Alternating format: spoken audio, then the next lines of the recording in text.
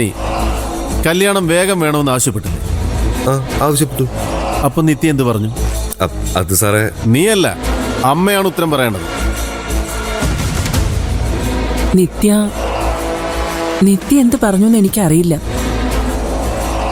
നിങ്ങള് ഇവന്റെ അമ്മയല്ലേ? നിത്യയോട് സംസാരിച്ചില്ലേ? ഇല്ല. നിന്നോടല്ലേ ചോദിച്ചേ? നിങ്ങള് നിത്യയോട് സംസാരിച്ചോ ഇല്ലയോ? ഇല്ല. വിലാസിനി അമ്മയും പാർവതിയായിട്ട് സംസാരിച്ചില്ലേ? ഇല്ല. എന്തുകൊണ്ടാ സംസാരിക്കാൻ ഞാൻ? ഇല്ല. അല്ല. അല്ലേ?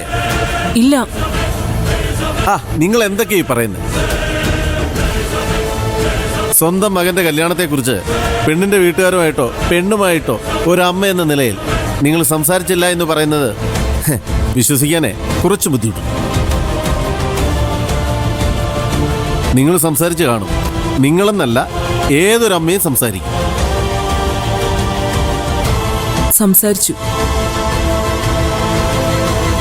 സംസാരിക്കണമെന്ന് തീരുമാനിച്ചു. എല്ലാം ഒന്ന് ആറി തണുക്കട്ടെ എന്ന് വിചാരിച്ചു. അപ്പോഴാണല്ലോ നിത്യ ഞങ്ങളെ വിട്ടുപോയത്. അതെ. വിട്ടുപോയതാണോ അതോ പറഞ്ഞയച്ചതാണോ? സാറെന്താ അങ്ങനെ ചോദിച്ചത്? നിത്യ മരിച്ച ദിവസം നീ എവിടായിരുന്നു? പുറത്തായിരുന്നു. അന്ന് നീ നിത്യയെ കണ്ടിരുന്നില്ലേ? എന്റെ പൊന്ന് സാറേ, ഇല്ല. അങ്ങനെയാണെങ്കിലേ നിത്യയുടെ ഫോണിൽ എന്റെ കോൾ ഉണ്ടാവണ്ടേ? അല്ലെങ്കിൽ അവൾ ഇങ്ങോട്ട് വിളിച്ചതിന്റെ രേഖകൾ കാണണ്ടേ? നിങ്ങൾക്ക് ഫോൺ പരിശോധിക്കാമല്ലോ. ഞാനും കൊല്ലാം അവളെ കൊന്ന്. പിന്നാരാ? സാറേ, അവൾക്ക് വേറൊരാളായിട്ട് അടുപ്പമുണ്ടായിരുന്നെന്നാ എനിക്ക് തോന്നുന്നു. അത് നീ രക്ഷപ്പെടാൻ വേണ്ടി പറയുന്നല്ലേ?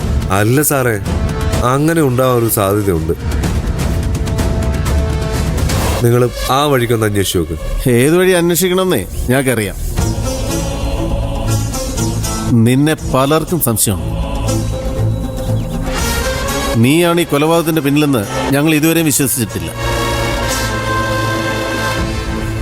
നീ അല്ല എന്നും സ്ഥിരീകരിച്ചിട്ടില്ല. അന്വേഷണേ മുറയ്ക്ക് നടക്കും.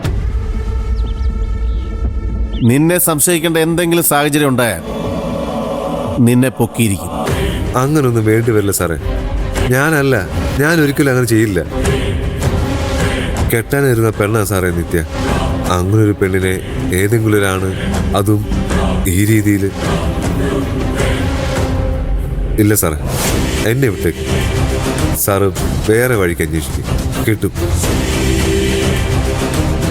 യഥാർത്ഥ പ്രതിയെ തന്നെ സാറിന് കിട്ടും. അന്ന് സാറിന് മനസ്സിലാവും, വേറെ ആരും പറയുന്നതല്ല, ഞാൻ പറയുന്ന സത്യം.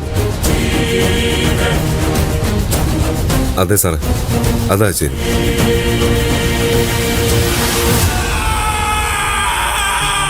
ഞങ്ങൾക്കാർക്കും ശരത്തിനെ കുറിച്ച് ഒരു സംശയമില്ല സർ.